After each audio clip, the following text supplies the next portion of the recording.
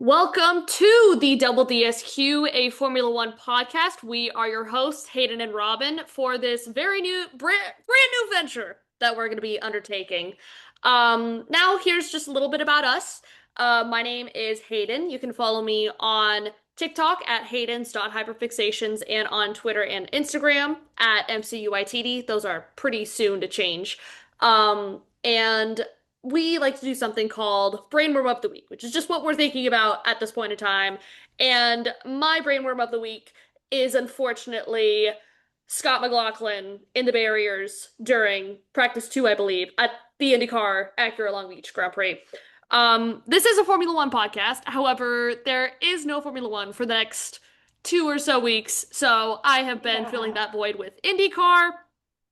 And I have watched a couple of the practice sessions for this weekend, including qualifying, which was very exciting. I'm a new Formula One fan, even newer IndyCar fan, but I was able to go to the opening race of the season in St. Petersburg, where Alex Palou, my Shayla, won his second consecutive race at St. Petersburg, and I got doused in champagne by Alex Palou and Nice. Scotty Mack. I love Scotty Mack dearly. And he has just not had a good time after St. Petersburg this season.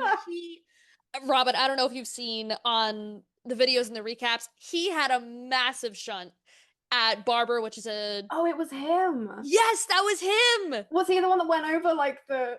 Yes, he Like, went through the barriers Yeah. into the tires. I feel Yeah. so bad for him. Yeah. I think he's such a great guy. He's a great driver. For those who aren't really into IndyCar, he had a lot of success in Australian sports cars before being asked by Team Penske to come over to IndyCar. But he's a great guy, and it's really heartbreaking to see him not have a great, I guess, first quarter of the season, barring St. Petersburg, which is the first ever race that I went to. Nice. I'm very excited, and we'll talk about this later. But I do have another Grand Prix in the future.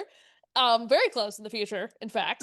But again, my brain word of the week, unfortunately, Scotty Mack, we need to free you from whatever prison you were placed in, whatever hex that has been placed upon you, we need to remove it. And I guess for a little bit of intro and getting to know us a little bit, my favorite team is unfortunately the circus and its monkeys McLaren. I have tried. I am particularly fond of the Mercedes family, though. That gimmick has indeed gotten to me. The family propaganda works. That Merc family propaganda, it's like, I don't even know what. But my favorite driver is, of course, the one, the only Aussie King, Oscar Piastri. My beautiful, beautiful, beautiful prince.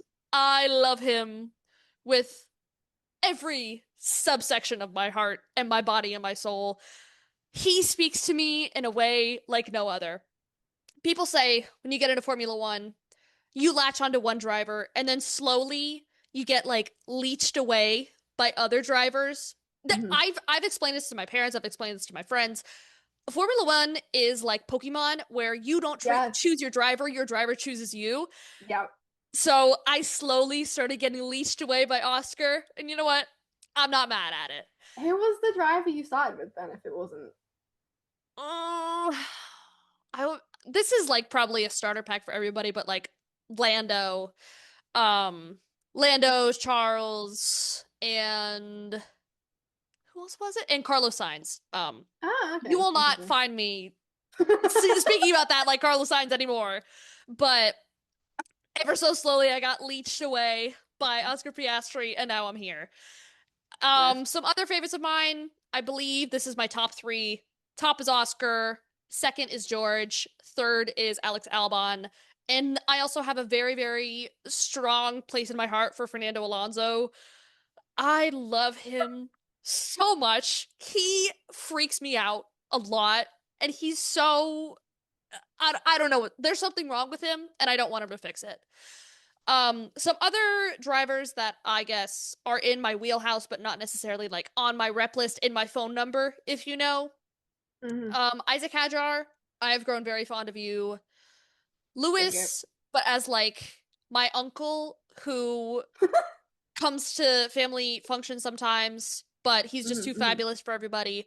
Charles, I have a weird relationship with Charles because I'm so interested in everything he does outside of driving, but as a driver, he just does not speak to me. And I have very strong feelings about Ferrari that I'm sure we'll get into in some point in time.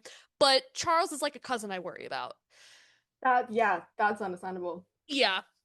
Anybody else like from the archives? Niki Lauda. There's just something about that man that he just touches a piece of my soul. I cannot think about the ending of Rush without crying. Um, who else? I'm also very fond of David Coulthard. I think the whole like 90s McLaren aesthetic. No thanks to Ron Dennis. Who else? Jensen Button, I'm also strangely fond of. He's He like a enjoys me. guy. He does. He's like a Yeah. guy I see at parties, and like I'd never see him outside Yeah. of that context, but he's just like permanently at a party in my head. Yeah, that's a great description of Jensen Thank Button, you. actually. Thank you. Yeah. But yeah, unfortunately, my circus and my monkeys are McLaren, and I am OP 81 down to the center of the earth. But that's just a little bit about me. Now, my wonderful co-host Robin, why don't you go ahead and introduce yourself? Thank you very much. As aforementioned, my name is Robin. You can find me at Forza Rebellion on both Twitter and TikTok because I am still a little bit Star Wars brained, so I wanted to merge the two. Hence the Forza and Rebellion. My brain one of the week, I think it is just Ollie and Esteban as a duo. Would be a very valid brainworm to have. Yeah, thank you. I have been thinking about them since I did in fact get lucky enough to meet them on. Well, why don't you give us a story time? It was the stupidly long train journey because I'm in the bottom of the country right now. And it was an expensive train journey because I'm in the bottom of the country right now. We queued for about 4 hours. 4 hours? That wasn't the longest one either. People were there from like 6 in the morning. Yeah. Oh my god. The queue was ridiculous. It went down the entirety of Carnaby Street, went across about 2 roads, and then went back down about halfway the length of Carnaby. It was so long. It was actually ridiculous. Yeah, we got there. We were very, very lucky that we did manage to meet them. I know a lot of people didn't because, again, there were so many people. We actually managed to speak to the Haas social media admin. Really? Yeah, because they were handing out. This isn't gonna work. Show the class. Show the class. Show the class. Show the class. They were handing out these. Because if you didn't have anything to sign, you could get this signed. I didn't, which I'm glad about because I like bent it in the bag on the way home. I that happens. But I got my cap signed anyway. So yay! And it was the Suzuka 26 cap, which I'm like so obsessed with as well. So me and a friend went into the shop to buy that prior, and we like sort of alternated in the queue. So very, very lucky to meet them. They were the sweetest people ever. Genuinely so nice. They were both very excited when I gave them bracelets that I had made for them. And there's a picture of Esteban, and you can see the bracelet that I gave him. Oh my god! I got very excited when I saw that. So yeah, they just, as the two of them, are just my brainworm of the week right now. Again, completely understandable. Yeah. So I guess I'm also a very new Formula One fan. I think I'm newer than you by like 2 months. Like 2 months, yeah. Yeah, it's not by very long. Yeah. But, I blame the Formula One movie and you and everyone else that was talking about it because you were talking about the film. I was. Yes. You were talking about the film, and I got FOMO, and I was like, I'm just gonna go watch the film so I know what you're talking about. And I dragged my dad with me because he's a massive F1 fan. He keeps up with it. And then I went in thinking it would be kind of like Top Gun in the sense that it like didn't change my life, but it was like a good film. Mm-hmm. Boy, was I wrong. I was so wrong. I came out of that being like, that was actually one of the greatest films I've ever seen. Um, and then I was like, but I also know it's very fake. Like a lot of that Yes. obviously wouldn't be viable in Yes. actual There Formula there's a lot One. of Sonny Hayes would nuance. be disqualified Oh, instantly. absolutely. He would be banned.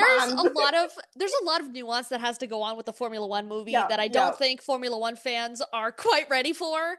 I feel like one, and I mean this actually gets into a wider discussion about sports fandom and Formula One fandom as a whole, but sports fandom is very different from like fandom centered around media, and Yep. I could write a freaking essay about this. They have like there's a way that this is also happening with the pit right now. For those of you who don't know or don't keep up with the pit fandom has been in a lot of news recently because they are going kind of insane about a character, not in a great way. And there's a sort of ownership that people have over just like the media that they watch. And it it doesn't exactly translate to sports fandom. Like I'm not No. gonna say I've been a sports fandom. I've been in sports fandom all my life. I mean, I've been around sports. I've gone to football since I was a kid. My brother plays like lacrosse in college. Um, but it's very different in terms of like the actual makeup of the fandom and how Mhm. people interact with it. And there's just I mean, just speaking pragmatically from like a communication sociology point of view, there's not a lot of overlap between Formula One fans and like film, television, more like, I don't want to say humanities, but like media focused people and people that are coming into the fandom from Drive to Survive and social media and even like TikTok edits and whatever. I know several people who have started watching Formula One because I saw an edit on Yeah. TikTok about it. The overlap there is just not very significant. Like the Venn diagram, it's like a little sliver, if you know what those are. Hmm. And the F1 movie is kind of like the how do I say the epitome of that. And holding things with a lot of nuance is not something that sports fans, let alone Formula One fans, do not do very well. But I was just talking about this, I think with you, like a week or two ago. Like that movie freaking rocks. And we can Yeah. like take if you can remove yourself from the context of, oh, this is the rules and he's gonna get disqualified. Like you said, Sonny Hayes would have been disqualified, not He even would have given a been banned penalty. about 2 races in. Like he Yeah. would not be allowed to race. But Oh, there is a point where you have to accept that this is also an action film yes. Made by the director of Top Gun. made by the director of Top Gun. It's basically Formula One propaganda. Literally. And it worked. It very clearly worked. So I thought the movie was great. Yep. I again, granted that there are many uh regulation faux pas, not only like cars but Mhm. also driver behavior regulations. I feel like it was freaking awesome. My Yep. dad loved it. That's like the peak dad movie, right? Oh, my dad loved it. Yeah. He I don't remember where he was going. I think he and my brother were coming back from the versus Ole Miss game in Arizona. He texted me, he said, Hayden, I watched the F1 movie on the plane. That movie was awesome. And he talked about how literally everybody in his row and in like the front section of the plane was watching this movie. And that was kind of the point of it. Is it because Yeah. it was released in 2025, F1's 75th anniversary, it Hmm. was made to celebrate the sport and all of the Hmm. underdog stories that have come through, like Lewis Hamilton, like even Braun GP. Um, Hmm. I mean, think about it. The basis of the story is essentially what happened to Braun GP in Yeah. 2009. Yeah. They're like it's a broke kind of like small, really small, not customer team that somehow discovers this one little innovation in the arrow in the wind tunnel, and then they're suddenly like fighting for points. That's the Yeah. whole to a lesser scale than Braun GP, but obviously that's Yeah, like because one they of the were ridiculous. yeah, That's like the most insane ridiculous. story in Formula One ever. But Yes. And I saw a graphic the other week that was like Braun GP to this day is still the only constructor that has won all of the seasons or world champions it's competed in, which yeah, I feel like is it's so the one cool. and only team that's ever won both championships in their like one and only season, Yeah. which is just insane. I watched the Braun GP documentary with Yes. Keanu Reeves. That Yeah. Formula One aside, that is such a great documentary, and Oh, it's so it was cool. fantastic. I think it's so cool that Keanu Reeves is getting involved with that. I think he's really involved Mhm. with Cadillac. I know he was on the pit wall a couple times last season. I don't know if he's been on the pit wall this season He's so been in the far. garage, Mm, has he not? Because he's like an ambassador for Cadillac, right? yes. Yeah. I don't know. I'll have to I ask think Dr. he's an Google. I think He's Google, he's we an will fact check this, but I'm pretty sure he's an yes. ambassador for Cadillac. Yes, because I know he's done maybe IMSA with them or one of the other like sports car Yeah, series. he's done something. Hmm. But yeah, no, that docu for Yeah. Braun was a lot of fun. I think I binged it in an afternoon. Yes, I did too. And it was again fantastic. Mhm. But long story short, the F1 movie accomplished what it set out to do. It Yeah. sort of highlighted the fun parts of Formula One while making it digestible for a wider audience. Hmm. Like, obviously, not everything is going to be 100% correct. First of all, it's a sports movie. Second of all, you can't really distill 75 years of history and all the intricate regulations like the aero and the No. driver regulations into a 2.5 hour movie. And even Mhm. then, this movie was filmed what, 2022, 2023, 2024? There were already such large changes in the regulations from just the time that it was recorded to when it came out. So obviously not everything's going to be 100% accurate. Mm. But it did its job. My dad liked it. Yep. That's enough for me. Yeah. So yeah, basically, any the point of this tangent, I watched it and then I was like, okay. So then I watched. Someone put the entirety of Silverstone 2025 on Twitter, and it was I like the remember first seeing thing. that Yes, and it was the tweet. first thing I saw when I opened it when I got home, and I was like, "This is perfect." So I then watched it the next day, and obviously Silverstone 25 was the most insane race. Oh my God. What a Which, race. so I was like, okay, obviously this is a very fun race. This is not how they all are. And I'm also very aware that Silverstone is always wet and it's Yeah. always going to be an interesting, like, it's England, it's going to be. Yeah. um, so I was like, okay, I will hold off on like calling myself a fan until I watch a more boring race. And then the next one was Belgium, Spa. Obviously, it was delayed because it was raining, but it was Yeah, it got basically delayed a like 2 hours or one and something like done. that. It was, yeah, it was a relatively uneventful race Hmm. after the delay. Um, and that was the first one that I'd watched live as it was airing. And then I Hmm. was like, oh, damn it. Yeah. I'm trapped now. And I got into the sport following Lewis, obviously. Hmm. My dad likes him, and I've kind of followed his career through my dad Yeah. basically my entire life. Like Because by my dad would proxy just, almost. yeah, my dad would just update me on things because I like knew who he was, and he was like, "Oh, Lewis is doing this, Lewis is doing that." He told me about Lewis going to Ferrari, and I was like, "Damn, Oh all my right, God. yeah." And I knew obviously it was such a massive thing because I knew he'd been with Mercedes I for still so remember long. that day. I was not involved with Formula One at all. Mm. I tangentially got into Formula One because friend of the pod, Emily, who is kind of like a cult leader in that way, where she gets everybody onto these things. She is a really big Lewis fan. And Mm-hmm. I remember that day, the timeline. I also, again, I see a lot of tweets. I saw a tweet that said, you'll be minding your business on the timeline, and then suddenly everyone you know is a Formula One fan. And I mean, Yeah, no, because it I think rings. I remember seeing things about it as well and being Oh, like, it I was have never war. interacted with Formula One literally Never. ever, and yet Lewis Hamilton going to Ferrari is on my Is like feed.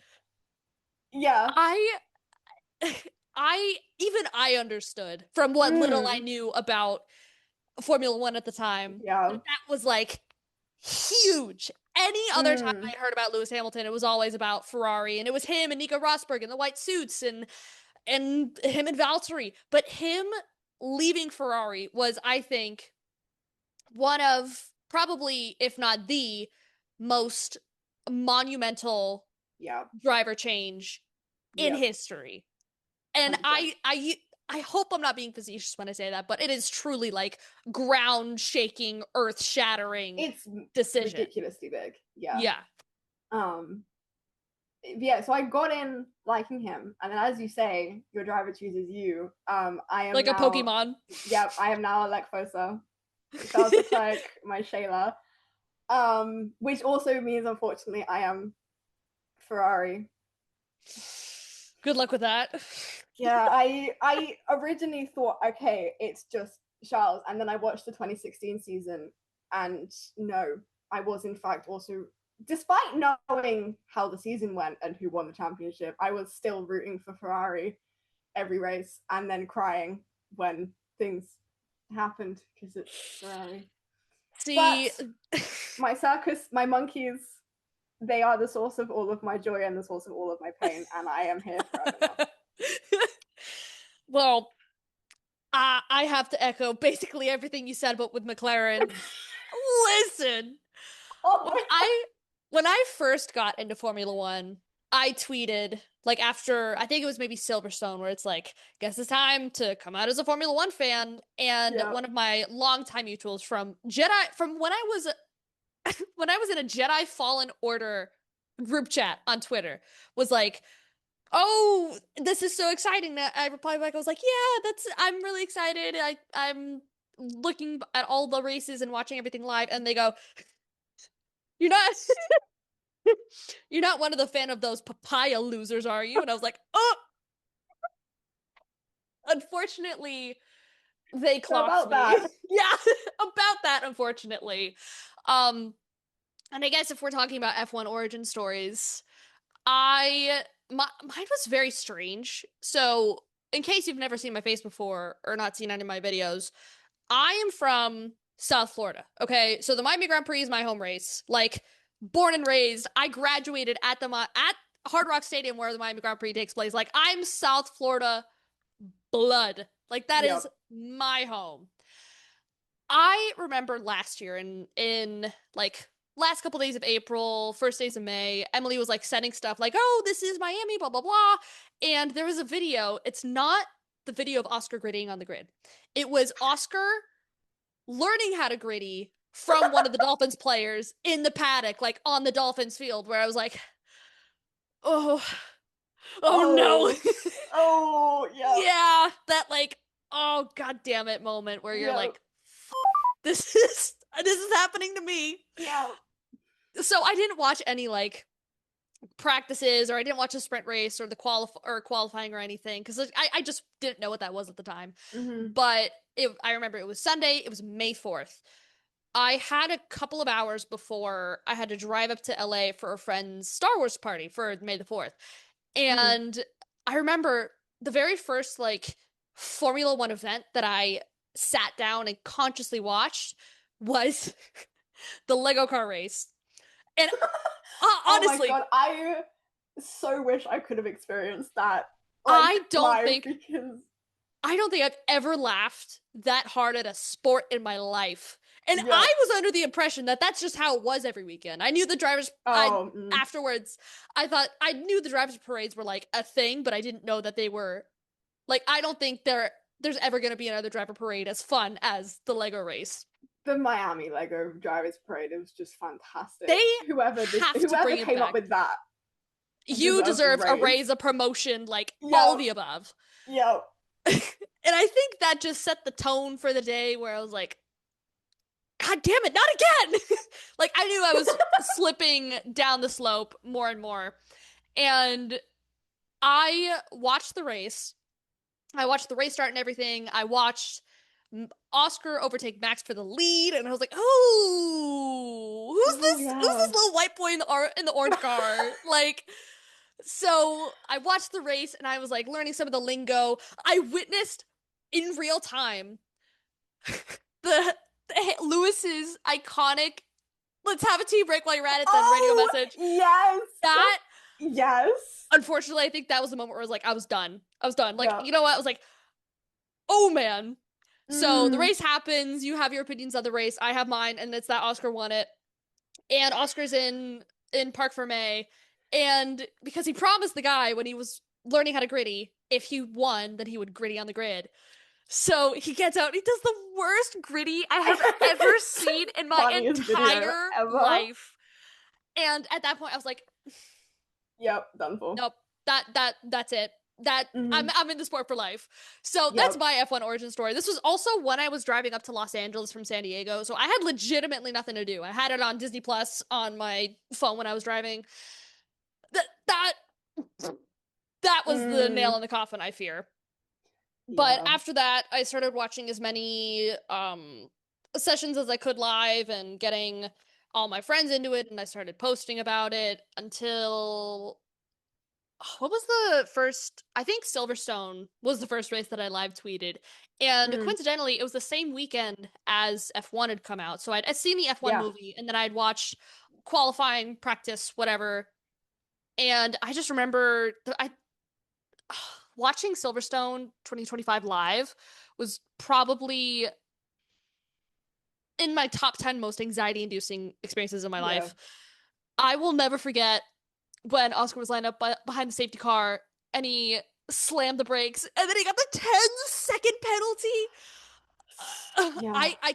I cannot describe to you how angry I was because like yeah, there was also like my problem also with Formula One fans is that they some of them have such like a state of removal from it that they don't like how do I say this? Sometimes they're not grounded in reality, which a lot of sports is grounded in reality. Like from the get-go, I was saying that he deserved a penalty. Hmm. However, he did not deserve a 10-second penalty for that. That was like Yeah. 5 seconds at Sometimes, most. yeah. You can accept when a driver needs a penalty, but then they get given Yeah. like one of the worst ones, and you're like, seriously, was it that bad? Yeah. And Was it I really still that remember bad? they zoomed in on Oscar in the pit lane when he was doing his penalty, like his stop and go before they were changing his tires, and he was like shaking his head, like, "Yeah, man, me too." Oh, Mm, that yeah. I some people have a hot girl summer. I had hot Formula One summer. Yeah. I Same. think I watched almost every single session that they had. Nice. And then we get to Monza, which I will not speak of Yeah. until we get to whenever we talk about Monza. I there no words. We can move No. on now. Yeah. Um. Yeah. I'm just gonna list my like lower drivers. It's like Yeah. Charles. Then there's like a wall, I Yes. think, and then it's Ollie Famine, who's a recent development. Genuinely, like the last few weeks, he's like, I don't know what happened. He's like climbed his way up, and I'm like, okay, you're here now, I guess. I'm excited to see his career. Hmm. He's gonna end up in red. I Oh, can see that absolutely. 100%. No doubt about that. So It's a when, not an if. exactly. And then George is my third favorite. Hence the three bracelets that I have on my wrist Oh, right my now. Princess Diana. Yes, I love him. He's so silly. And I do love Oscar. Oscar and Lando have a special place in my heart. I do Me love both of too. them. Um, Kimmy and Lewis as Hmm. well. Do love them. Yeah. Arvid, love him. My baby goat. Hmm. Um, they're all of the rookies are my baby goats basically because they're all like various levels of goat at this point. But I say rookies, I mean Arvid and then last year's. they Yeah. are still kind. I know they're not, but they're still rookies in my head. Yeah. It's just easier to say the rookies rather than Arvid and then 25. Arvid and everybody else. Arvid and everybody else. Yeah, exactly. No, it's annoying me. Liam is growing on me. He's in, Really? yes. I blame the VCarb admin for this. That'll I do it. blame them wholly for this. But the videos of him and Arvid, and then also he's endearing himself to me, and I don't know how to feel about it. But he's not in my rep. He's not in my phone number. But my phone number is ridiculous. If you look at my Twitter account, it's just it actually looks like a phone number at some point Oh because my God. Lewis is at the front, so it's just plus Oh, 44. It looks like my phone number. Really funny. It isn't. I mean, I think if you put it in, it would probably come up with someone's phone number. But like, yeah. I think Lewis is at the front, so it just looks like a phone number. But yeah, Liam isn't there, but he is endearing himself to me, and I do enjoy VCarb just as a whole. But yeah, mhm. Tifosa, unfortunately, I don't know how that happened. Um, but yeah, we're in this. We're in this. Like this. Yeah. unfortunately, because they bring me pain. Okay, so the spring break, which is obviously for unfortunate reasons, but kind of very glad that it's happening, has meant that everyone's decided to announce things at once. Slash also before, because I think two of these were actually before it happened. But Yeah. news has happened. There have been just many people leaving Yeah. teams, which yeah, I'm still kind of, well, I would say I'm in shock, but I'm also kind of not that shocked that GP has decided to leave Red Bull. Like it was coming. I remember when either last week or the week before, I woke up. I had to wake up early for work. I have barrage of text messages from you, from our other friends. JP's leaving for McLaren. JP's leaving for McLaren. I swear to God, I had like four texts from like 1 a.m. from like four different people talking about this. And Mm-hmm. people are rightfully losing their minds about it because Yeah. we have to address the elephant in the room. Max Verstappen, not happy with No. these sort of regulations. Mm-mm. And if you know anything about Max Verstappen and his love for GP, GP has been his engineer since he got bumped up to Red Bull in 2016. Like Yep. he has been with him on almost every single pit wall. I can probably count on my hands the amount of races that GP has missed for Yep. various reasons. Mm-hmm. The reason why this is so shocking and why people are like losing their minds about it and it's making headlines is because this is definitely an indication that Max Verstappen is not, if he hasn't like fully set forth to do it, that he's genuinely considering retirement. Yep. Because this is the thing, and everyone talking about Max also going to McLaren. That's not happening, I'm regardless. sorry, that's It's not happening. but he would only do that if GP was moving to McLaren to still be a race engineer. Yes. He isn't. He's becoming technical director or something. Yeah, Like he one works of like the directly higher. underneath Andrea Yeah, Stella. yeah. It's a high role that is probably because he means he doesn't actually have to leave England that much. Mm-hmm. I'm going to assume it's more pay and he can be at home more, which is what he said end of last year that he'd love to do, because Mm-hmm. obviously that was why he wasn't at some of the races. Family, Yeah. yeah.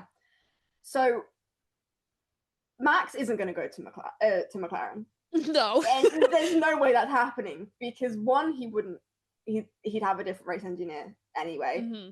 and it wouldn't be GP. And two, why the hell would he go to McLaren? I'm sorry. That He was dragging them last season. There is yeah. no way in hell he is going to There's McLaren. no way he's gonna No, enter into that circus. no. No. Mm-mm. And I think the other thing about this is that this also, on the other side of it, there have been people making jokes like Red Bull as we knew it no longer exists. It started with, I Mm-mm. think, the exodus of Adrian Newey and Jonathan Wheatley in 2024, 2025, whenever that was. And I think I've heard rumors this as of recording this podcast, this has not been confirmed. I think Hannah Mm. Schmitz is leaving. I think she's a race engineer for something. Yeah, she's strategy. She heads Yes. strategy at Red Bull, and there were rumors. This has not been confirmed, nor has it Mm-hmm. actually been circulating since the run. Who I don't know who started it. Yeah. Said that she was potentially being eyed by Ferrari, which I will Mm-hmm. wholeheartedly support. we, Ah! I will, if this actually does happen, I will cheer so loudly, I will scare my neighbors because God, do we need good strategy? If there's one thing that Ferrari can be counted on to do, it's mess up a race winning strategy. I had to address the elephant in the room. I remember this. We're talking about this season. I was talking about Australia. I have text evidence when I think it was Charles P3 question mark. No, it was Isaac P3. I think Charles P2 Charles was or first. P. It wasn't he? No, it was George. George was first. Maybe he was P4 or P5. But Yeah. I remember watching the race. This was like 11 p.m. Eastern time. We knew the race was going to go for a long time. This I was have, at 5 a.m. oh 6 my a.m. for God. me. I was still near. I hadn't slept. I hadn't You slept stayed because the race. up? I stayed up because I wanted to watch all of the pre-race stuff. We Oh, I started at see. 2:30 in the morning. I usually go to sleep at like midnight. Oh, So I was like, I'm just gonna stay awake on Red Bulls, and I was doing just VFX for whatever. yeah. I had not slept. It was like 5 in the morning, Oh my God. and the safety car, and then they didn't pit either of them, and I was this close to crashing out so hard that I would wake someone up upstairs, because there's like a house that's like half Yeah. on top of my, and they're over my bedroom. I was in bed watching the race because it's comfortable. I was this close to waking somebody up by just yelling. I have text evidence when Charles took the lead of the race, and I said, if there's one thing Ferrari's gonna do, or I said something along the lines of, I know this is not gonna last because Ferrari is gonna Ferrari and lose it or mess it up or something. What do we know? During the safety car, they don't pit, and I Two, kept on making neither of two them. safety cars. Oh, and they pit during neither of them. And I thought that they would have learned from the McLaren absolute GOAT strategy in Qatar to always pit under a safety car. I can't No get one into else that is race. gonna pit. Everyone, sorry, that's the funniest thing. I can't even think. I can't. No, this is another Monza. That No, that race is off limits for now. But yeah.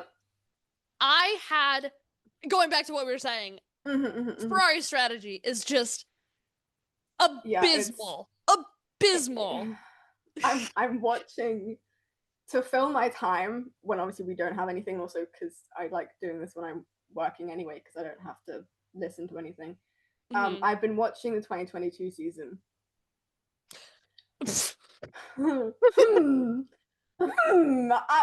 Yeah, it's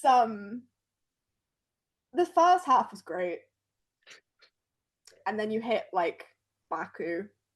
There's like a Oh. triple header of races that is just absolutely awful for Ferrari, and It's it's the like Monza Singapore Qatar of it Ferrari. is, it is, it's oh no, it's yeah. So I'm filling my time with the 2022 season, which I might be a little bit sadistic for doing because I did it knowing exactly how it like turns out for Charles. But yeah, so I will cheer ridiculously loudly if we do end up with Hannah. But again, it's all just speculation and nothing's actually been said since that Yeah. one tweet about it. So I do not know how Hmm. real that is. Long story short, it would be great, but it hasn't Yeah, been confirmed yet. yeah, exactly. So yeah, GP first off Mhm. leaving has been confirmed. The graphics are really funny, actually. Yes. Yeah, they are really funny.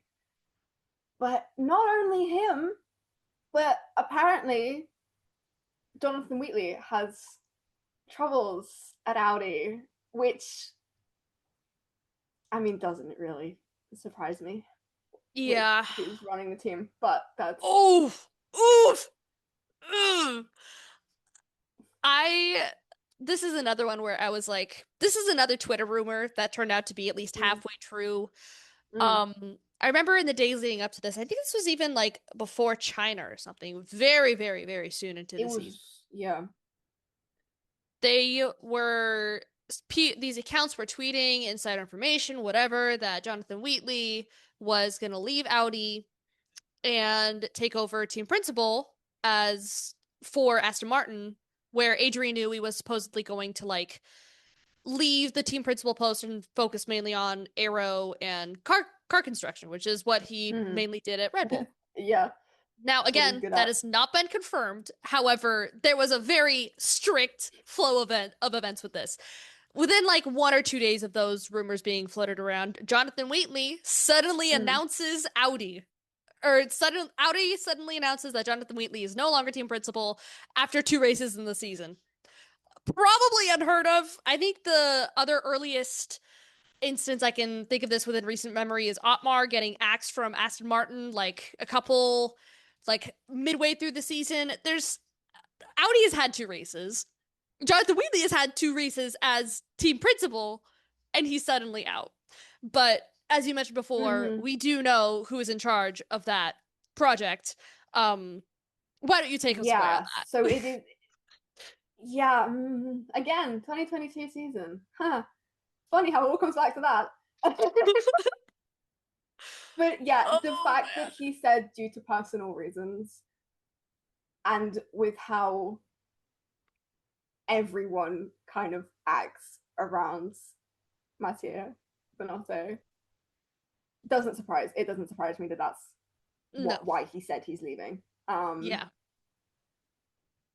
obviously no hate to anyone, but he is just bad at running a team, I think. He I look, full disclosure, I have only watched 2022, 2023 from the DTS perspective. Even then, I got the impression that he is just not a great team leader. He might have done great things in the past, but with Mm. the driver lineups that he had, it didn't work for what you could call his management style or leadership style, if that's what we're putting a term to. Yeah, um, it yeah.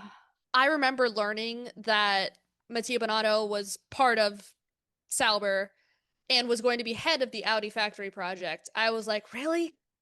This freaking guy? This guy of all Like people, yeah, you couldn't run, again, opinion. If you couldn't run the most established team in the sport, what makes you think you could build one from the ground up? That's just the craziest line of thought to me. yeah. So again, it's not that shocking that I have a feeling they probably just didn't agree on things. No. Hence, Wheatley leaving. Mm-hmm. Off of that, about a day later, was all of the Nui stepping Mm-hmm. down rumors, and then the very suspicious Aston Martin Lawrence Stroll statement that kind of didn't really say anything. Like F1 operates as a sport, not only as a sport, but as a business. And if you know Mm-hmm. anything about business, you legally cannot say stuff until contracts go into effect. That is a I can't say anything until contracts go into effect. Yeah, it's yeah. And then the other thing with that though is like gardening leave. Hence why Mm-hmm. I don't actually know when GP is gonna be leaving Red Bull. Because if he has gardening leave and McLaren want him from 2028 and have said he's joining it from 2028, does that mean he's leaving the end of this year? Like if it Yeah. because Because that goes back to what we were talking about, Max. If he yeah, is really being serious about these rumors, he has said previously that he doesn't want anyone other than GP being his race engineer. exactly. And that he has he hasn't spoken about retirement. He did have that event the other day. Um Mm-hmm. and I know for a fact that he didn't really talk about retirement. Um because all of my friends that are Max fans were cheering about it.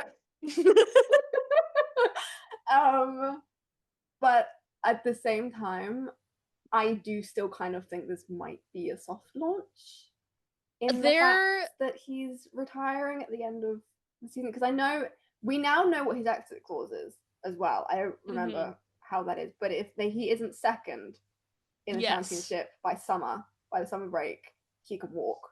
And I Mm-hmm. also think that was something to do with Helmut leaving. If Helmut left, he could leave, Yes. which Yes. obviously Helmut has left. Mm-hmm. So I do have the opinion still, even though nothing has really come out about it, that this is still a Mm-hmm. soft launch for Max retiring either end of this year or end of 27. Mm-hmm. Um, but then, yeah, with the gardening leave is when is GP actually going to be leaving? Because if he Mm-hmm. needs a year before he can become technical director or whatever it is, Yeah. because obviously he would have knowledge. Mm-hmm. That's why they need the gardening leave, is so that they don't have fresh knowledge. Is how long is that for him? Yeah. Um, we obviously don't know these things because we're not part of Red Yeah. Bull, nor McLaren, nor Mm-hmm. any of the teams. But yeah, I'm just very, very intrigued for when Max is gonna On and drop it off the on track, F1. yeah, on and off the track, this season is going to be very interesting. Silly N season Silly season is going to be is gonna freaking go. bonkers. Also, because so many people's contracts are up this year, Oh yeah, I think like so many. they're either up at the end of this season or next season. And I heard Mm. rumors that last year Oscar re-signed. They said it was a multi-year contract. I have heard rumblings that it is until 2027. I don't know if Okay. there's like an exit clause for that, but there could also be shuffling at McLaren because we do know that last year Mark Webber, even though he has taken a step back from managerial duties, at least for Oscar, Mm. we do know that there were rumblings of him looking at other opportunities for other teams. And again, there is really no smoke without fire. Like, usually, if there's a rumor that has come out, it's because there have been discussions. And Yeah. I really don't want Oscar to leave McLaren because he has just had phenomenal success there. And I don't think he could Mm. really, like, I don't want to say I don't think he can replicate that anywhere else he decides to go because he's again, Oscar becoming a champion is not, it's inevitable. Oh, I made It I just, made a post about this earlier. It is inevitable. He has the skill and the mindset to be a mm-hmm. champion. And Based he on last has, year, obviously, minus yes. the second everything else. Yeah, minus that. Minus that. He has the skill and the mindset and the Yes. determination to be champion. He just needs the car Yes. and not the pirate rules. Mm-hmm. The thing But about Oscar is that he's such an adaptable driver. And I think back mm, to when Alex Albon was doing preseason press and he said, the smart drivers are going to succeed this season. And yeah. I remember all those friggin' armchair analysts being like, ooh, the cars are low grip. I wonder what a certain McLaren driver thinks about that. I remember there was a George account that said, "Ooh, some when it was talking about like the actual like effect of the downforce on the new regulations, they were like, "Ooh, I know someone's gonna hate these." And I was like, "Okay, file into that back in the head. Not everything needs a reaction, you know." Mm-hmm. And in Mm-hmm. his actual first race start, his first race start, he speeds past everybody, leaving on the first Yep. lap, gets shafted by the safety car, would have Mm, won the race if not for the yep. safety car. And that just goes to demonstrate how smart and adaptable Oscar is as a driver. Yeah, And because if he not has, starting two race. I'm sorry. ooh, I'm sorry, but it's not starting two race to then immediately getting a second place podium. and let's not forget the first time he was in like race conditions in that car for the China Sprint, he scored 3 points in a Yeah. car that he had not driven in a Grand Prix Yep. capacity, or however shortened it was. And then he Mm-hmm. goes, starts the Suzuka Grand Prix, leads at the end of lap one, winds up on Yep. the podium without having completed a Grand Prix distance in that car. That I'm sorry, start. generational. Yeah. Oh, it was incredible. That start though, with both McLarens and Charles, I was reeling. I was like, "This is fantastic. Give me more of this." My girlfriend texted me because I think she either stayed up to watch the race or she watched it before me, and she was like, I need to know your reaction after this first lap. And then she said, she didn't say anything else. She said, I felt like I was watching a race from last year. I watched that race start. I started yelling. It was like 8:30 in the morning. I started yelling. Thank God my neighbors are okay with that. But I'm vulnerable here. I started crying because like that, that's my goat. As That's you what I should. watched Formula One to see. I in Australia when Charles overtook both of them and led on the first corner, I started crying as well. So Yeah. I get it. Do not worry. Yeah, like after everything that had happened in the last Mm, season, whatever you want to call it, whatever you want to call his his I don't know if it's just an experience or if something was not right with the car or if he wasn't feeling comfortable with the car and then his comeback in Qatar and Abu Dhabi after crashing on the lap to the grid in his home race in front of everybody and not starting the China Grand Prix mm-hmm. because of electrical failures because of his car and the engine for Yeah. Mercedes to leading on the first lap in his first Grand Prix start under these new regulations, a future world champion. Like, you cannot Yeah. say anything else. I wholeheartedly agree. And it is a case of when, not if, at this point. Exactly. He just needs the car, He needs the car basically. and the team behind him that won't Yes. make him swap and lose 6 points. Yeah. So we. Nope, Yeah. we're not going to talk about Monza. We're not going to talk about Monza. Mm-mm. Mm-mm. I remember watching that. I had the same reaction as Max, is all I'm going to say. Mhm. I had the same reaction as Max. That, yeah, was ridiculous. Yeah, we kind of both had evil races last season. Brazil, especially for me. Brazil. Oh my Brazil. God. Mm-hmm. Yeah, The sprint. and I'm not going to talk about that either. yeah, we um, long story short, Oscar Piastri, GOAT, 4-time World Drivers Champion incoming. yeah, I've seen yeah. enough. I've seen enough. We've seen the scripts. We've seen the scripts. Exactly. Can Exactly. Charles get one like in that? He's been waiting. Yes. Thank you. I'll be nice and give him one. Thank you. Yeah, if I don't know what I'll do if Charles doesn't get a championship with Ferrari, or just period. I don't know what I'll do. I really don't, because he really deserves it. At this point, he's had such terrible, terrible luck with the cars, with the strategy, with just everything. His first race win, the car decided to just die on him in 2019. He could have had his first win in 2019, in like before the Monza Belgium ones, and the car just decided to go, no, I'm not gonna do this. And the year that if he decides to leave Ferrari, that the year after, Ferrari's gonna win a championship. Not to be dramatic, but I might kill myself. See, the thing is though, is that I will still be Ferrari through and through. So I'm gonna be so torn, because I will follow Charles to wherever he goes if he does end up leaving. But I will still be Ferrari through and through, and I know I will be, because I watched 2016 and was still rooting for Ferrari when Charles wasn't even in Formula One yet. So if that happens, I genuinely don't know what I'll do. I genuinely do not know what I'll do. I don't say I want it to happen, but I would not be surprised. No, me either. That would just be Charles' luck in a nutshell. Yeah. If he leaves the team and they win a championship, or both of them. Precisely. It would just be his luck. But yeah, preferably. Can we please lock in? Please. Oh, Australia. Don't. I'm scared for this season. I don't know how you pronounce it. Although, whatever it is, the engine gap thing, where if they're 2% or 4% below, they can do 4% where they can get like a certain it's 2% amount of cost they can do cap. One up, like a set of upgrades, and then 4% they can do more. Yeah. Whatever that is, I think it's out there or something.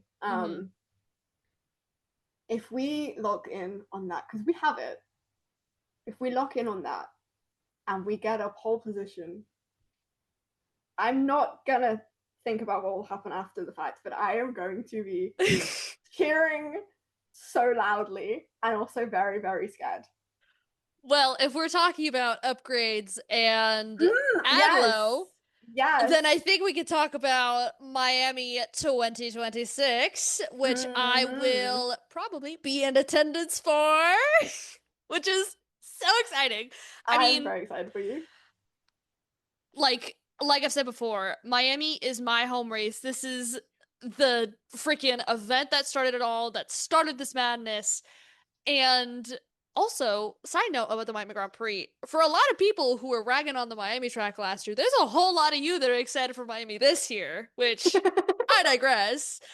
But to be able to go to a race like live it, like staying at my childhood home, drive to a race with my friends to hopefully watch another Oscar Piastri masterclass. Mm-hmm. It's just it's so special, and it's kind of like this weird full circle thing of it's starting where like it's not quite ending, but like continuing where it began, you Yeah. know? And I already know at least six people going to this race. So this is like Wow. Okay. oomph-chella. Yeah, Miami Grand Prix that's 2026 crazy. is oomph-chella. Um, Yep. and speaking of the Miami Grand Prix and going off of what you said about upgrades, apparently Mm-hmm. McLaren is supposed to be bringing. I don't know if it's no, Ferrari is the one that has the 50% upgrade.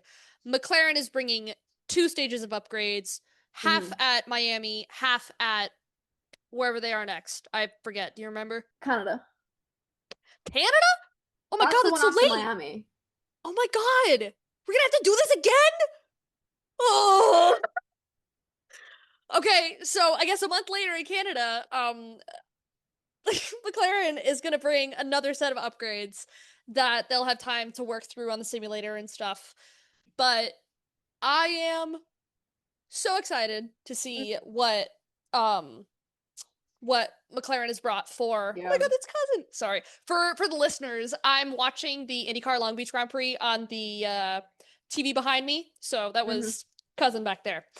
Yep. Um but I think okay, this goes into what I have previously said about this fan base. People have been saying that the McLaren is a quote unquote box. I don't think that's It's right. not. It's It's really not. not. It's I. probably the third fastest car.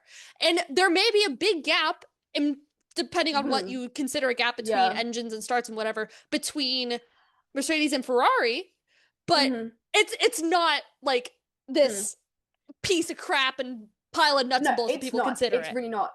Um. Sorry, this is just reminding me. Have you seen that Red Bull apparently have the best engine?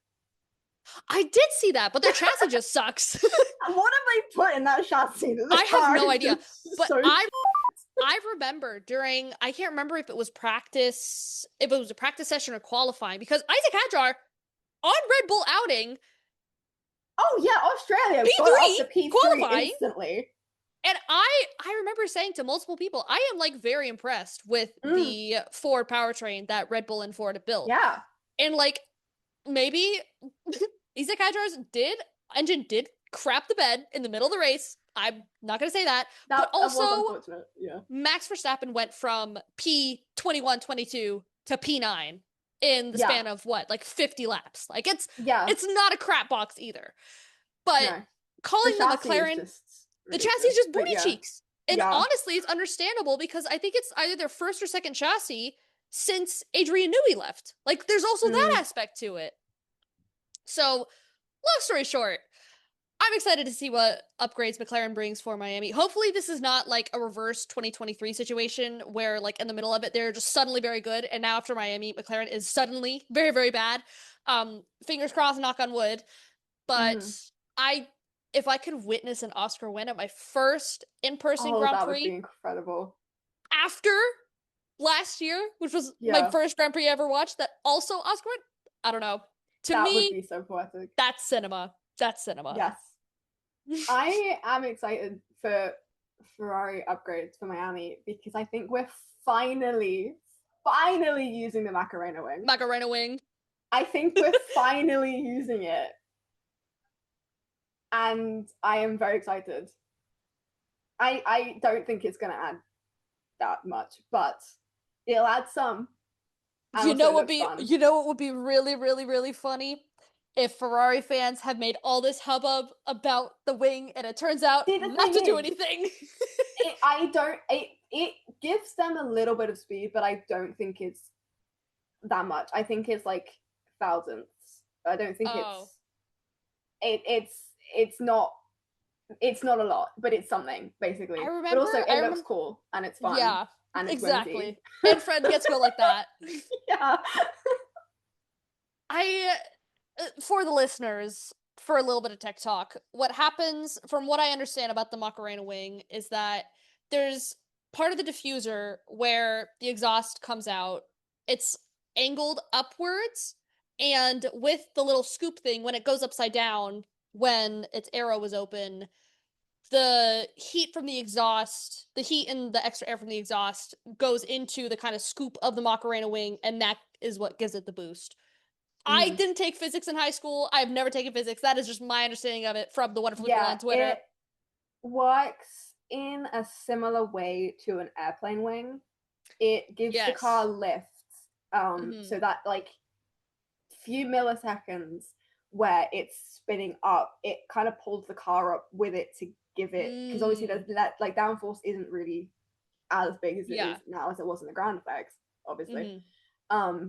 So that mix with obviously the DRS, I don't remember what it's straight It's mode, whatever it is. Yeah. straight mode. At first, it was manual override mode, and then they changed it to straight mode. And I don't know. But there's Yeah. also been rumors that they're taking away like the detection points, and now you can't have open arrow at any point Yeah. on the track. They're they're taking that away where you can basically have it open just the entire time, Hmm. which But here's the defeats thing: the point. But we have seen last year in Brazil. I can't remember if it was the sprint race or the actual race when Gabriel Bortoleto accidentally left his DRS open that he spun and crashed out to almost 50 G's of force.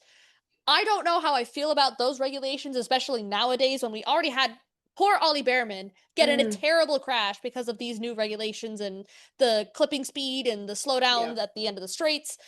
I don't know how it would feel about, I don't know how the drivers feel about having that be an I don't option. think they'll do it. Like I but really it will hope be an not. option, but I doubt they'll do it Hmm. because they'll still, because also you need grip on corners. Having Yeah. the rear wing open defeats that entire point of having the grip on the corners. Hmm. Um, so I think even if it is an option, I don't think they'll use it. Thank God. Yeah, I think they're smart enough to know that that's just not going to help them at all. Hmm. Um, it'll be interesting if some of them do and some of them don't, though, to see who gets better cornering speeds. Hmm. Um, I'm also very proud that the Ferrari is actually fantastic in the corners. Yeah. It's great.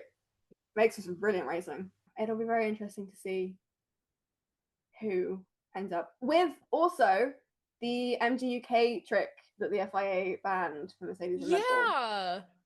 I I'm heard about I that. don't know how much they were using it. I don't know if they used Hmm. it past Australia. Um, But they can't do it but anymore.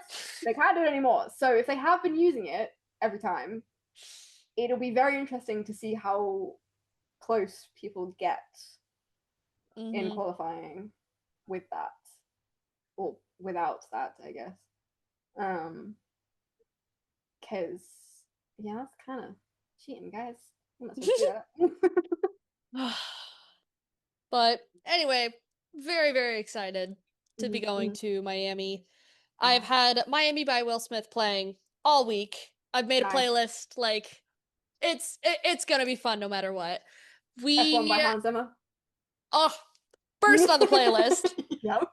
we have tickets for the McLaren Racing Live. I Yes. I'm gonna see Oscar Piastri in the flesh with my Yes. eyeballs standing on stage in front of me. Oh my god! I'm so happy. I'm so excited for you. Like this is I gonna be cannot incredible. wait. Because, well, for the listeners, my girlfriend who is coming to the race with me, Oh, cute. is we have tickets to the Florence and the Machine concert that's happening in Miami Beach on the 29th, which is also the day of the show run, as they're calling it. And we were gonna go and like spend the whole day like walking around Brickell and downtown Miami because honestly, I don't go there very much because it's just terrible to drive to and drive through.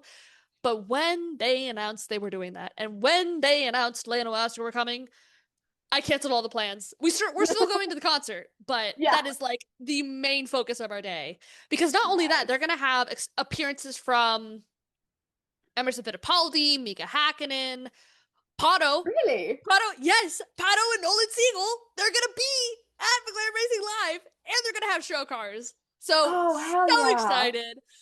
I know they're gonna have super cool activations and stuff, and Mm, I'm excited. Unfortunately, I've already told my girlfriend this. I'm McLaren down. Like that's my mm. circus. Those are my monkeys. I'm unfortunately a spectator to whatever it is, and unbelievably excited about this. As you should be, because that is This is fantastic. I think they did a similar event for Silverstone last Mm. year. I've also heard rumors that this was supposed to be the celebration of their 1000th of McLaren's 1000th Grand Prix, and after Oscar didn't start, neither Lando nor Oscar did started, and the cancellation of Bahrain and Jeddah, they're like 7 races behind. So this is like they're still doing it, but it's not like 1,000 races. It's more like 993 or something. So like I I can't be mad at it. I hope That's you know what would just be the cherry on top if they had a livery and a car to go with it. I that would think be I'd die. fantastic. Yep, yep. That would be So very funny though if they had incredibly like a excited. Yeah. 1000th race livery and then it's just not 1000th race. I really hope that Oscar has a special helmet.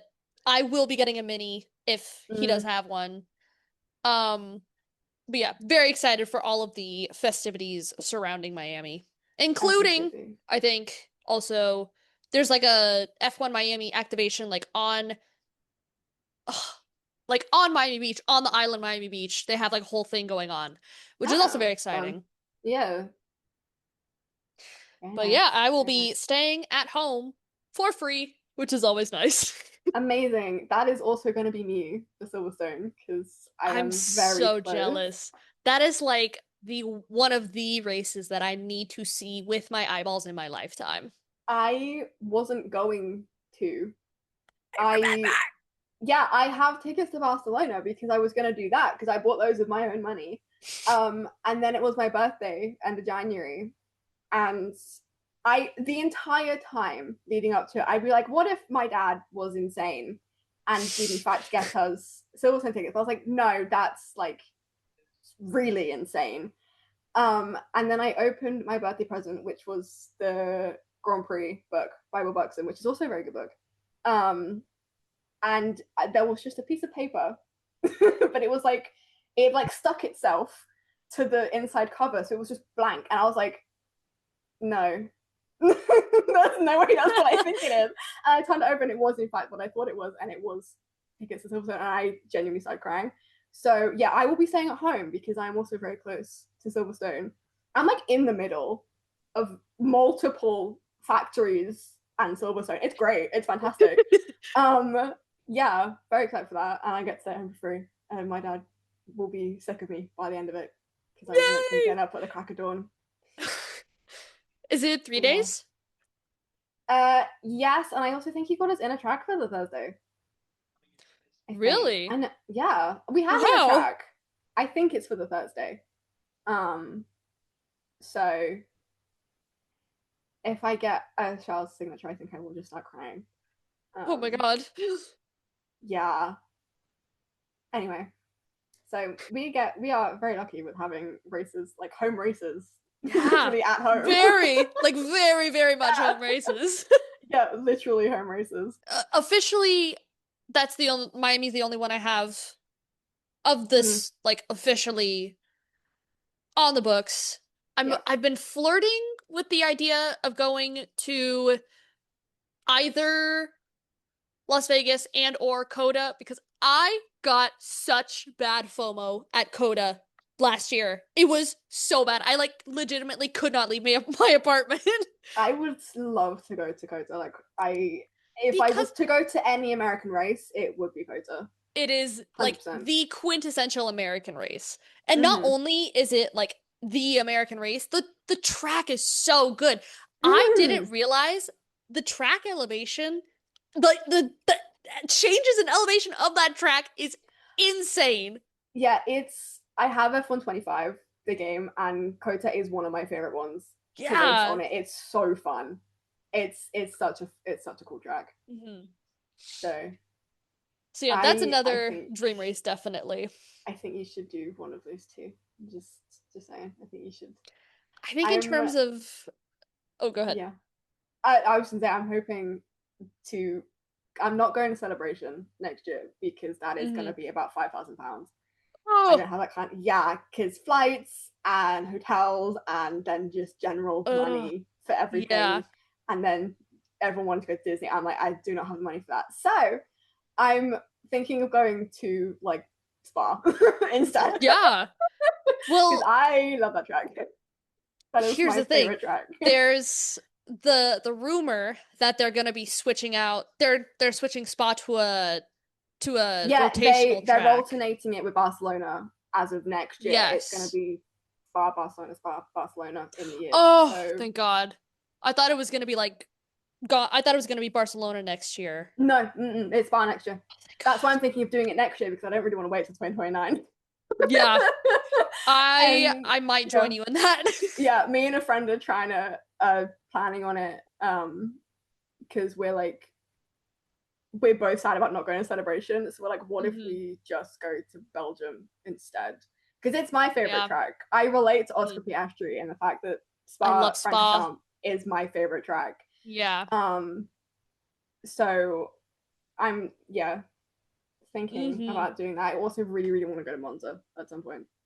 Just Yes, I can because, understand that. yeah, I want to experience the Tifosi love as a Tifosi in Monza. See, I think I am not a Ferrari fan by any means, and if Mm-mm. they're I think I would feel bad going to Monza if I'm like kind of, I don't want to say I'm a Ferrari hater, but more like a very strong Ferrari disliker. Mm-hmm. And I don't Yeah, know how I would feel about that. that would be really funny. To be Yes, fair, it would. It would. To go in like yeah. full like McLaren threw up on me A outfit full, to yeah, full Monza. papaya. Yeah. That would be funny. To be fair, I am doing that, but Ferrari to Silverstone. Which I mean, it still Well, works because for of Lewis, Lewis, yeah. but at the same time, I'm not repping any of the actual British teams, like any of the ones that actually have factories Yeah. in the UK. We I'm contain just like, multitudes. Italy, baby. I'm learning Italian right now. Yes, it's because of Ferrari. I have reached the level of delusion where I'm like, why not just learn Italian? Italian is just kind of fancy Spanish, I if you love really think Italian, to be about it. honest. It's like, it's really similar to French in some things, Oh, I see. which is kind of useful because I learned French. I mean, I actually learned it for about 5 years, and then I'd been going to France for about 5 years before that, so I've been like Mm. around the French language for like a Yeah. decade.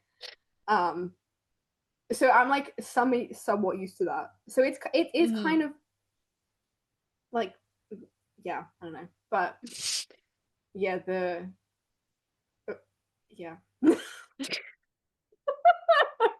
Long story short, I'm quoting you, I'm not saying this, but Forza Ferrari. Hell yeah, baby! So we decided, actually, Hayden came up with this. It was a very, Oh, very good thank you. idea. That to sort of have a section at the end of every episode where we assign ourselves a race to watch between recording sessions and sort of yap about them, I guess, and just sort of give each other debriefs on the races that we watch, calling it Race Rewind, which is stupidly hard to say. Um, and this, I guess, is our little formation lap where we will just be Yeah. giving ourselves the race to watch. Explanation. Yeah, there are. I went. I spent yesterday basically going through the entirety of F1 TV, and all of the races that they have on that. Minus this, there's no 70s races because Hmm. they only have the The race season recaps. recaps. No, they Oh, only the have the season season. recaps. Yeah, they don't even have race recaps. Wow. It's only the season, and it's the same for 1980. That's only Mm, the season recap. 81 to 25 mm.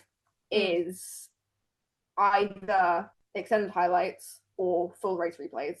Hmm. If we get an extended highlights, we will just spin again and get another one. Yeah. To do it that way. I'm really hoping that if that happens, it doesn't then just give me a race. But we'll see. We'll see. All right. Inaugural race given to us by the wheel. What Yeah, I shall need. it be? That is a very small wheel.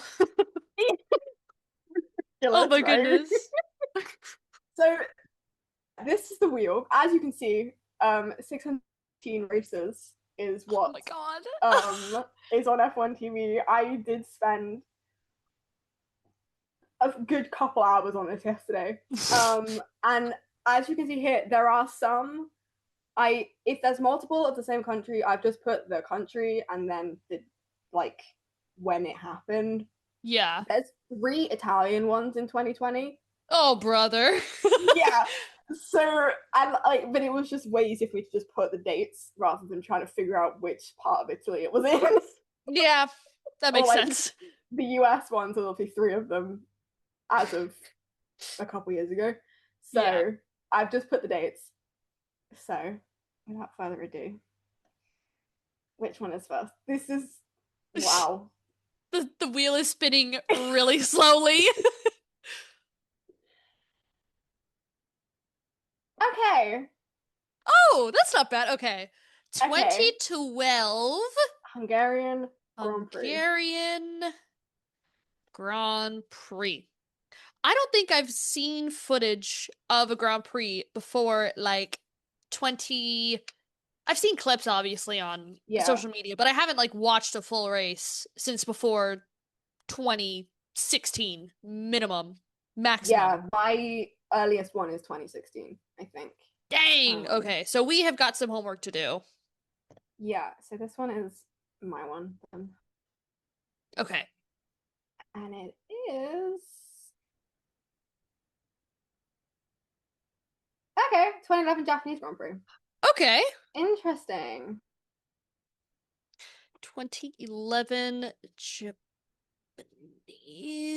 I have a paper where I'm writing all this down. Okay. Amazing. So, all right, we have our assignments. Yes, we do. It's going to be an interesting one. Completely different grid, completely different constructors, basically. Mm, Um, this is like in the first couple of years of Mercedes getting their footing, so that should be interesting. Um, yes. very excited for this little segment Mm, that we've come up with. I feel like, yeah, it was a very good idea on your behalf. I'm why, excited because thank it just you. gives me different races to watch mostly. But Before we go, we are going to do some predictions for the Miami Grand Prix. First up, we are going to predict our sprint pole. Robin, who do you think it's going to be? mm, see, that's a tricky because obviously upgrades. Mm-hmm. So I'm It's kind of the Wild Wild West right now. yeah, it is. I low key, I want to say Oscar. Ooh, I like that answer. Thought you might. I think that unfortunately I cannot go with my gut. I cannot jinx it. He did it last year, he'll do it again. I'm saying sprint pole, Andrea Kimi Antonelli. Mm, I can get behind that. I can get behind that. So, my third position on the sprint podium, I believe, is going to be Lewis Hamilton. He has proven himself in a sprint race before, last year in China when he Mm, won. very I good. think he will find himself on the podium again. Interesting. I can get behind that very easily. I can get behind that. Um, third, I kind of want to say George. I can see that. If he He if if he has is. another weekend like he has the last few weekends, not only is he going to start killing people, but he is going to start he I don't know what he'll do. I'm afraid for him. Yeah, I see him on the podium, 100%. I do just kind of think, obviously, this is also just the sprint, but I do kind of think he might end up third. Hmm. I would agree with that. Yeah. Who's your second? My second, mm, second for the sprint podium, I Mm, feel like I'm gonna give this one to Lando. I feel like he needs a little bit of glory in the after the Yeah. past few races. Yeah. He's not had the McLaren and P5 are just They're like this. they're locked in and yeah, kind of funny, not gonna lie. Yeah, okay. Who's Second. your second? Okay, Charles. I I I can think accept that. yeah. I yeah. I need him just to keep on the podium from now on, please. Mm-hmm. All right. Winner of the sprint. Who's it gonna be, Robin? I'm gonna be nice and also maybe possibly jinx it, and if I do, I'm really sorry and I'm apologizing in advance. I'm gonna say Oscar because I think he can vote Pole to win. If I root for Pole, I can think he can convert Pole to win. I love that sentiment for obvious reasons, but Yes. I will say, just in terms of track outlook, it has been very, very hard to pass in the past few years. But this is DRS. That was because the dirty air around Miami was just terrible. Another thing to consider also is that it is going to be, in a phrase, hot as balls. So tire degs are definitely going to be a problem for both the sprint and the Grand Prix. The sprint less so. Yeah. But I think my winner of the Miami Sprint is going to be George Russell. I feel like Kimi starts, as much as I love him like a little cousin, his starts have not been great. Okay, He they needs to go have through driving not. school. Yeah, he needs to. He needs some improvement. Okay. Pole position for the Miami Grand Prix. Go.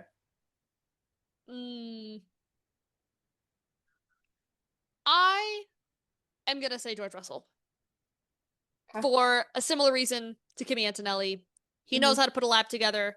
If Mercedes puts the car underneath him, he will get pole in that race. Because remember, last year he also finished on the podium in the actual race. I don't remember where he started because I know there was some shuffle in the first couple laps, but he wound up on the podium. I believe that he can at least get pole if Mercedes has their crap together.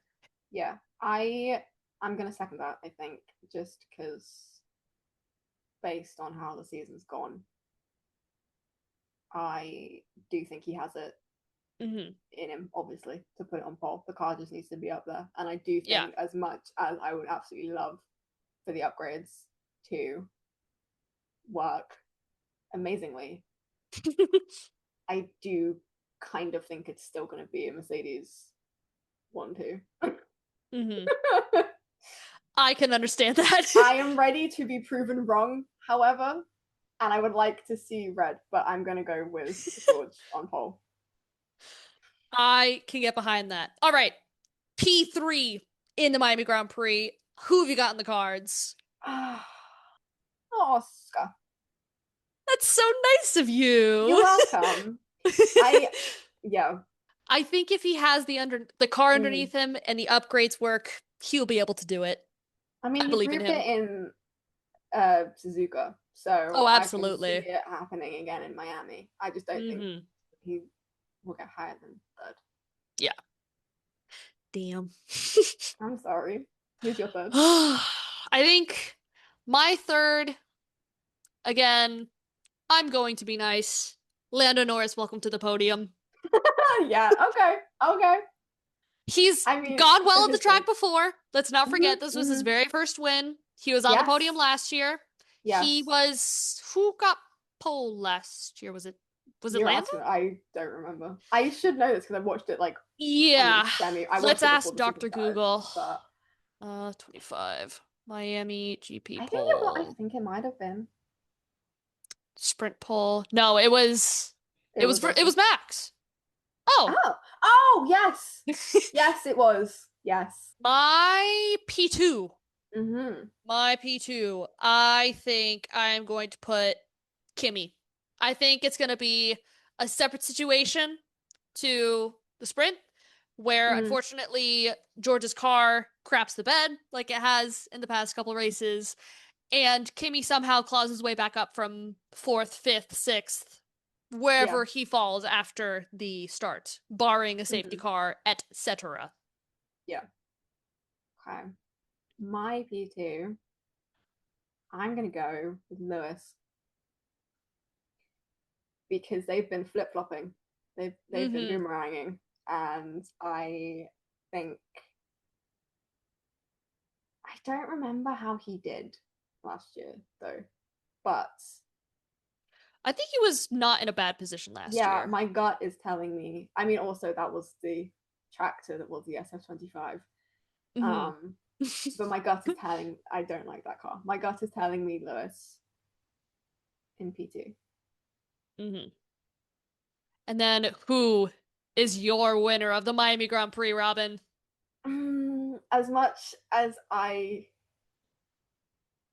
okay, no, you know what? Screw it. I might be jinxing myself, but I'm gonna go with a Ferrari 1-2 and I'm gonna put Charles in the win. I can see why. If that I Macarena wing does yes, anything. exactly. Exactly. I am fueling the delusions and I am also possibly jinxing us. And if that happens, I am walking into the ocean and never coming back. But I am going to do Ferrari 1-2 with Charles and Lewis I can support in that that. order. Thank you. Who is your winner? I think I know this, but who is your winner of the Miami Grand Prix, Hayden? You're gonna be shocked. You're gonna be awed. Your jaw's gonna be on the floor. My winner for the Miami Grand Prix, my Princess Michaela Oscar Piastri.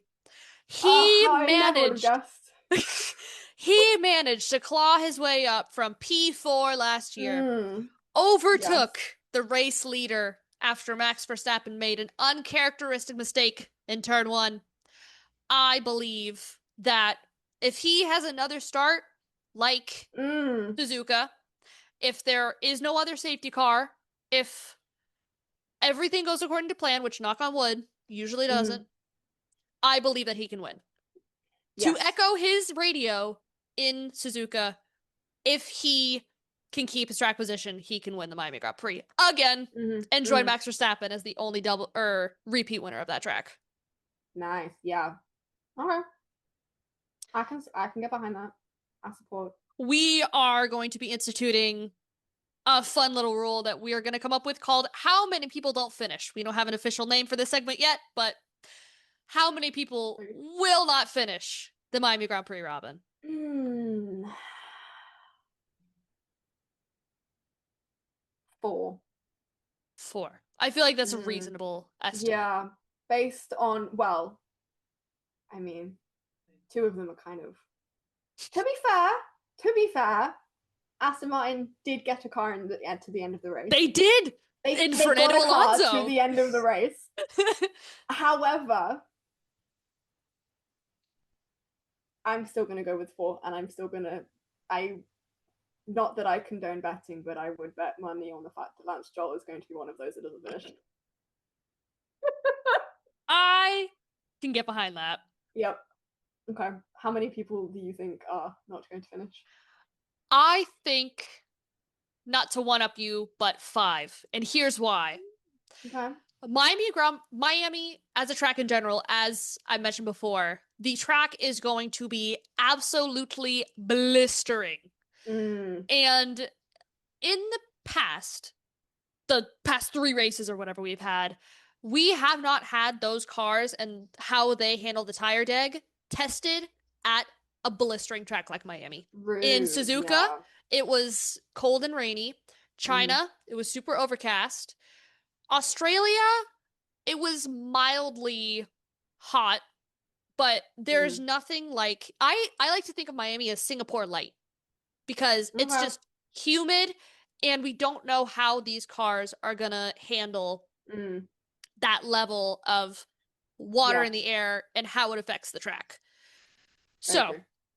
I think obviously Aston Martin, it was a miracle that Fernando finished that Oh my god, race. I was so I proud of was them when I realized shocked. that they finished the race. I don't think it's looking too good for Cadillac either.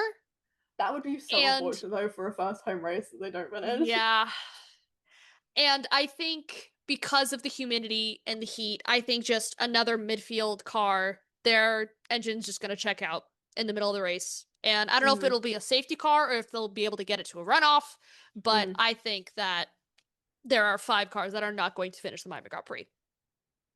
Fair enough. Fair I feel enough. like we've all been very rooted in reality in our choices, barring the Ferrari delusion, but Well, I can get okay, past that. listen. Listen. Got to be a little bit delusional sometimes, just a little bit. And then our wild card. Yes. What's your wild card for this season? For Miami, Yes. Audi points. Audi points? Mm, I can see that. Audi points. They Mostly because have it's on my bingo and I'd like to check it off. they have had a surprisingly good qualifying Mm, record. I don't think they've been knocked out in Q1 yet, which is yeah, crazy. that is. I have noticed that. That is, yeah. Props I to still think Audi. it's a crying shame that Gabby did not get his car crapped the bed at the end of Q2 and Mm, he wasn't able to get into Q3 or start Q3. yeah, But again, Audi's performance has been really the going fact under he the got there to radar. begin with was great. Crazy. So yeah, I'm gonna predict Audi actual points Hmm. in Miami. What is yours? I think. Hmm. Williams score a point. Okay. I have no idea what is going on in that garage. I feel so bad for Alex Albon. Oh my god, don't even. I feel terrible for him. I He the fact they set a record, sorry, this is a tangent, but the fact they set a record with the most number of consecutive pit stops last six pit stops. What are they doing? they turned it into a testing session, but it's like you now have one of the possible worst records in this Oh, sport. brother. You got like 5 or 6 consecutive pit stops in a race. That is crazy. I completely forgot about that. Yeah. I, I feel so bad for Alex. Like Free Alex legitimately. Albon. Literally. Because also, Carlos has scored both of the points that Williams has gotten so far this year. Again, free Alex Albon. My goodness. I need him for his sake, and also for the sake of Please. one of my friends to do well. Oh, man. Oh yeah, I feel like, yet again, we've done pretty, solid wildcard yeah. predictions. I think so. They're like feasible. I'd like Yes. to see Audi get him stay in the top 10. Yeah. I feel bad for them. I know But something if always happens. if Mattia Bonato is mad, can't say I'd be mad at that. Yeah. All right, everybody, we have come to the end of our very first episode here at the Double DSQ. Go ahead and follow us on our social medias, which is at the Double DSQ on everything, just to keep up with what we are doing, maybe some funny tweets or clips from this episode and future episodes. You can also email us at the Double DSQ pod at gmail.com. We have a very professional email answerer, me, that will answer all of your questions, inquiries, anything that you may think of. Thank you guys so, so much for listening to our very first episode of the Double DSQ, and we will see you out all on track.